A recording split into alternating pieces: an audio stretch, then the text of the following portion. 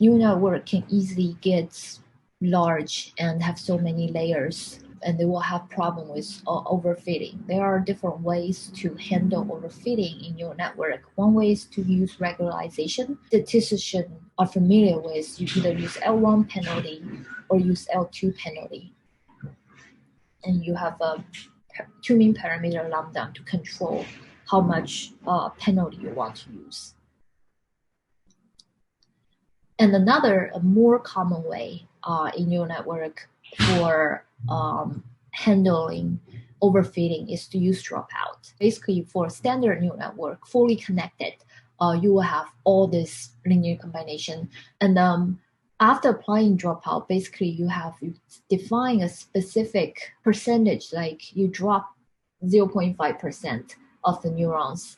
You can randomly pick and choose the neuron you want to drop. You just don't use that neuron on that layer and move forward, skip those neurons. Note that here, you don't use that neuron on this pass. Doesn't mean you won't use that neuron in the next mini batch. Each time it will randomly pick different neuron. In general, you still use all the neurons in your neural network. In general, dealing with overfitting, the reason that there is overfitting is due to the size of a neural network. The total number of parameters can be huge, and also it can be due to the training data. You use the training data too many times. As I said, we use the different epochs. Each epoch means you use all the training data once, and you use the data repeatedly, so that can cause overfitting.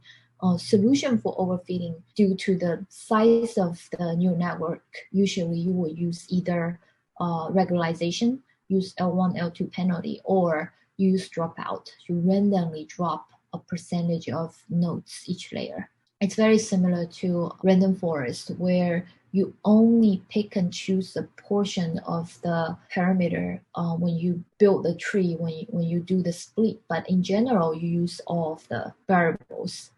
So that's a very similar idea.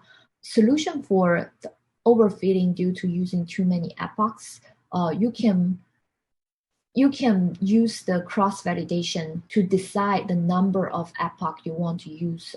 You can have plot the training accuracy and you plot the testing accuracy. When you see the testing accuracy drop, that's when you will know you shouldn't add more epoch.